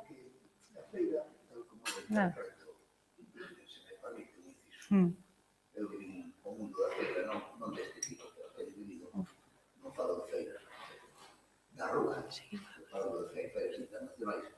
A feira o que ten é un componente de tipo relacional, que aparte de que un vai a exhibir, exponer un xeito institucional ou particular o produto, ten un componente de contacto. Eso é imprescindible, eso é importantísimo. Si ten un componente de contacto e de selección, porque nos festivais... Pero daba a impresión de que eso podría ser sustituído ou que xa non tiña sentido. Esa Ten abolición do sentido. espazo e do tempo ten que ver tamén coa abolición do corpo. Claro, Entón, a mí que se me explique, simplemente como pregunta, si é necesario o corpo ou non. O caso da arte, eu estive aí uns días, non por a charla, que non sei se escuta a señora que falou de arte, a que viña por ser unha galerista importante de Madrid. Eu quería decir que a relación esa que se establece. Juana de Izpuro en el cigarro. Los desplazamentos, esos contactos son fundamentales. Entón, eu penso que ese componente, insisto, tipo persoal, pois non lo suple unha relación a través do internet, etc. Pode complementar, pero non suple. ¿Qué opináis? Yo Por la vosa experiencia, ¿qué diría una opináis? cosa. Como dijo el grandísimo Lula da Silva, que los banqueros y los especuladores habían convertido el mundo de las finanzas en un gran casino, yo creo que el mundo de las ferias, por supuesto, en cuanto a arte contemporáneo se refiere, son el gran hipermercado del mundo del arte contemporáneo.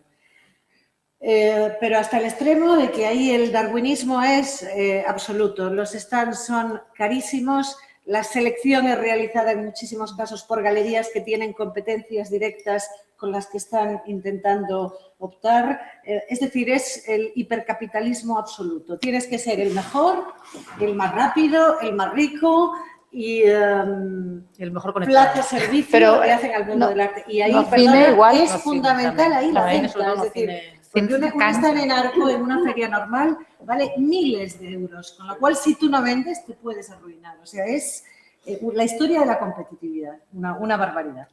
O mercado de Cannes é o mesmo, no cine. De Cannes, sí, siguen sendo esos mercados Cannes, carísimos. Cannes, supoño que mesmo Berlín é caro, ainda que pode ser máis barato. En todo caso, estamos falando de novo en termos moi convencionais, se vos fixades. É caro, o sea, dicimos por unha banda, a información producila xa non custa nada, custa tampouco que hasta desaparecen os profesionais e as profesionais xa non son necesarias, pero por outra banda estamos falando de produtos que cando queren acceder a, por lo menos a un valor de cambio que lle permita continuar, ten que pagar e ten que contar con unha capitalización fortísima que pequenos emprendementos, en termos do que estamos a falar, a veces non poden facelo. O caso de Vaca Films é un caso moi extraordinario. Sí, é un caso extraordinario, non é o habitual, pero... Non é o habitual. Tamén é verdade que se fixésemos unha señaloxía, claro, do que é o cine en Galicia, bueno, son ciclos, hai unha sorte de palinsestos, se dá cine independente, cine de baixo orzamento, cine sin orzamento, bueno, e o que che vai representando, tú dixeches antes algo a prol do documental, de que vai ser o que se vai revalorizando. Bueno, fixadevos ben, vos dou un dato de un quinquenio, 2008-2013, só o 16% da ficción está feita en lingua galega. Só. E eso supoño, e exhibida moita menos. É dicir, eso é para dar a copia e cumplir o requisito legal de cobrar o diñeiro público. Mais do 80% dos documentarios sí que están feitos en lingua galega. Por lo tanto, aí o mercado é un mercado que se destrúe, non se crea, porque non se fai nada por crealo. É dicir, o tipo de oferta e a cultura tamén o ben é un operador cultural, non é só un resultado de determinadas condicións. Entón, se tú non das ficción en lingua galega, nunca vai haber posibilidade de que se construa un público para a lingua galega. Sí, o que pasa que... É así. Entón, que non se financie, digo eu, porque senón acabaremos sempre no mesmo, dando o diñeiro público a Bankia. Ou ese pequeno aforro que se foi construindo por parte da emigración durante décadas se lle entrega a un banco venezolano por 1.000 millóns de euros, cando de diñeiro público galego se pagaron 8.000 millóns. E nun ano fai xa de réditos, de beneficios, 1.200 millóns. O cal, somos idiotas, que suponen que sí, temos que decir, por lo tanto, me uno á idiotez universal e me quedo feliz.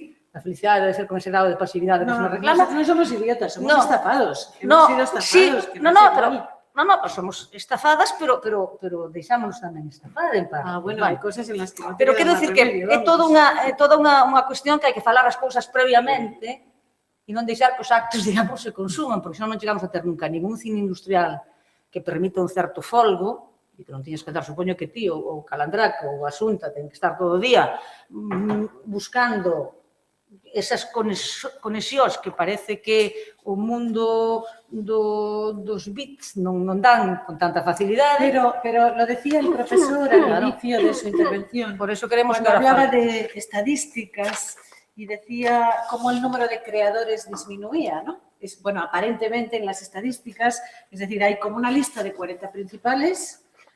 Sí, a concentración de el primero o el segundo es Jeff Koons, Damien Hirst, es decir, que manejan unas cifras increíbles y entonces que la sensación es que el mercado está bollante, que es increíble, que los millonarios están comprando y pagando precios, cifras que no se consiguieron antes, que son es más caro un Damien Hirst que un Tiziano, por ejemplo, ¿no? Eso es completamente real. ¿Dónde meten a vaca? Y luego, ¿cuál es la realidad? ¿Dónde están todos los otros cientos y miles de creadores que no están en esa lista de los mejores, ¿no? Todos esos no venden, están abocados a la desaparición. Ou a facer este tipo de... Supoño que para eso sí que a rede e esos novos espazos de conexión sí que tería que servir. Bueno, yo creo que esa burbuja también algún día explotará. Es decir, todo tiene un final, ¿no? A ver, pregunta. Que bueno, es el tiempo, ¿no? Dende a mesa temos 10 minutos. Dende a sala, por suposto. Sabedes que cando a cousa pasa por aquí, a bola non dá saída. Leámola porque o tema é complicado. No, a ver, eu dúas cousas sobre o tema das feiras, se importaba tanto a cuestión presencial ou se tamén na web estamos, que hai que estar, dende logo. As feiras, evidentemente, e certamente teñen un componente relacional importante.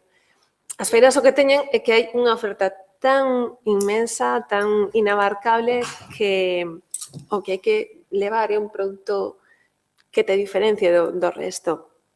Bueno, en 5 puntos. Como estar no mercado internacional?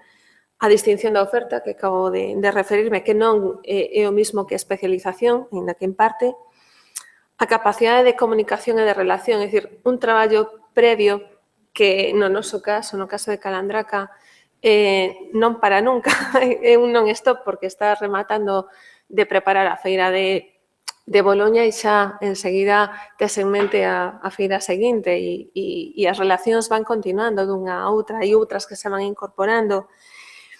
Logo, ademais, tes que ter clara a túa identidade e presentar un catálogo coherente que a persoa que ten interese e pola que chamas a súa atención, a que lle queres vender o teu produto, teña unha visión de conxunto, unha panorámica do que faz, que non despiste, non? A capacidade operativa, hai que estar comprando e vendendo constantemente, hai que coñecer os acordos comerciais e fiscais entre os distintos países, hai que estar un pouco enterado, e logo coñecer os mercados, cuestións xeopolíticas, ter unha visión panorámica e actuar coa maior cantidad de información posible no menor tempo posible para non... Claro, estar na web é importante. Eu creo que no noso caso sí que utilizamos as novas tecnoloxías para conectarnos internamente, os compañeros de Galicia, cos de México, vía Skype, por exemplo, ou cos de Italia, ou cos distribuidores de Chile ou de Buenos Aires. Pero, efectivamente, as feiras teñen un componente relacional importante e nos avións que fletan aos editores as feiras internacionais de Boloña ou de Frankfurt ou de Buenos Aires ou de Guadalajara, pois hai nos que van cun traballo serio, preparado, coas súas axendas aquilatadas, e os hai que van un pouco, poderíamos así decir coloquialmente, a la bona de Dios e a disfrutar un pouco da paisaxe, pero bueno, non é o caso. Eu, ao fío do que comentaba antes o profesor Teixeira, xa así continuamos ao fío das intervencións, sobre a merma alarmante de profesionais da información e da información cultural, os especialistas, e que no caso editorial eu que son a responsable do Departamento de Comunicación, a que leva a relación cos medios, a que leva os contidos na página web, nas redes sociais, a que tamén ten relación cos mediadores, cos blogueiros, en fin, sí que percibo e que sufro con moita angustia que cada vez hai menos prensa especializada, máis precariedade. E hoxe, por exemplo, como anécdota, lía un compañeiro, ten unha web, ademais un compañeiro de promoción de clase e, por tanto, tamén alumno da profesora Ledo, César Lorenzo, é autor dun blog que se chama Biosbardia, e facíalle unha entrevista a outro xornalista veterano galego que se chama Santiago Jaureguizar, da sección de Cultura del Progreso de Lugo. O motivo da entrevista era pola súa faceta como escritor, pero presentábao prácticamente como un bicho raro, e dicía, é un dos poucos xornalistas culturais que quedan con salario. E me fixo moita gracia esa explicación, pero non deixou de causarme mágoa e de ver o futuro o presente, con certa desazón. E, bueno, pois non sei se o profesor ten alternativas. Eu sigo na teima de que a alternativa é búscate la vida e fura por outro lado e fai barullo como poidas e non te quedes quieto, non? E apelando outra vez a Guillén, el barco sigue e bueno, vai un pouco por aí a miña reflexión. É dicir, o xornalista especializado en cultura cada vez é unha especie en vías de extinción e como no caso da anécdota que acabo de comentar, se presentaba como un becho raro, non casi unha peza de museo. Digo algo? Sí.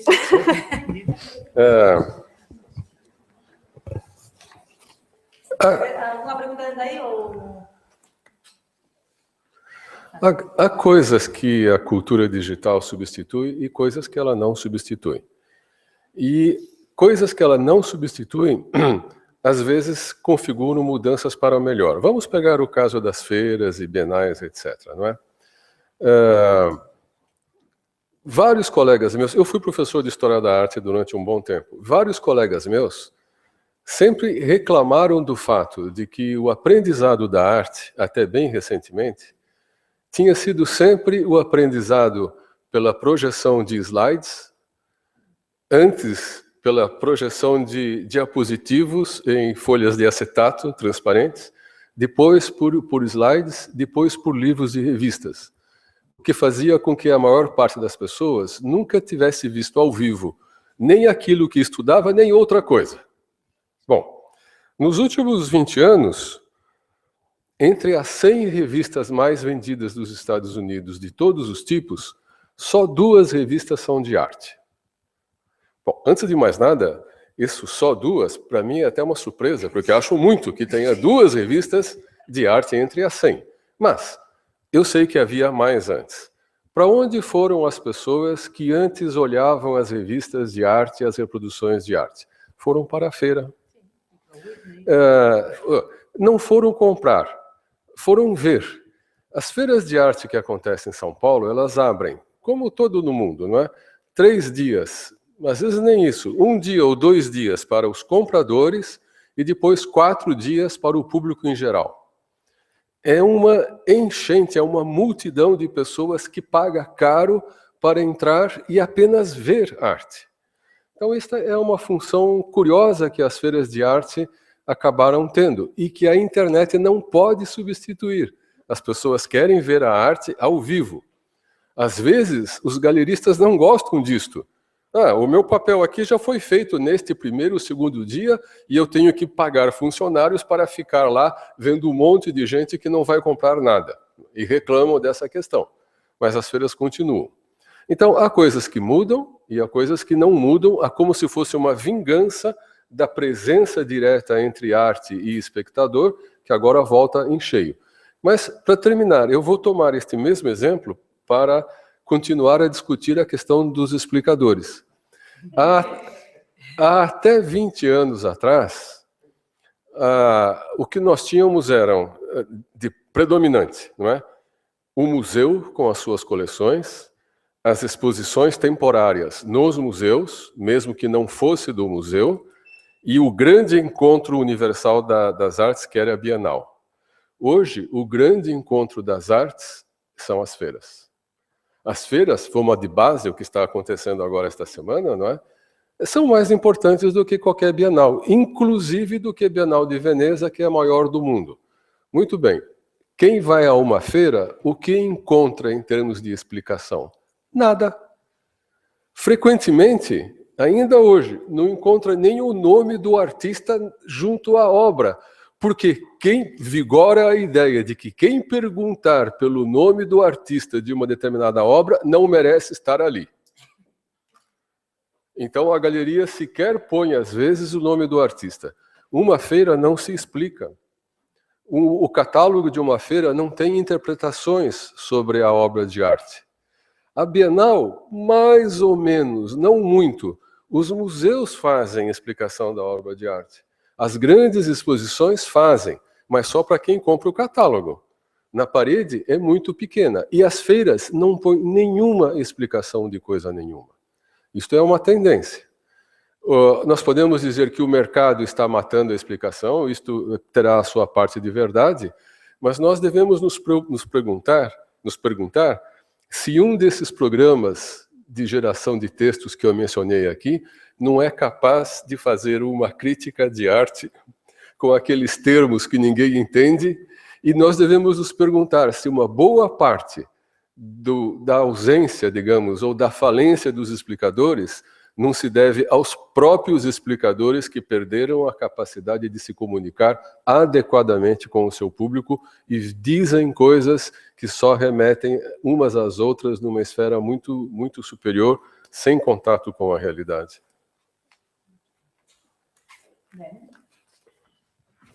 Antes que as pessoas nos abandonem, vamos abandonar as pessoas? Aplaudir-vos por a vossa paciencia e remata aquí este ciclo sobre o ecosistema cultural vis-a-vis da Europa creativa. Muitas graças, professor Teixeira Coelho. Obrigado a vocês. Obrigado. Rodríguez.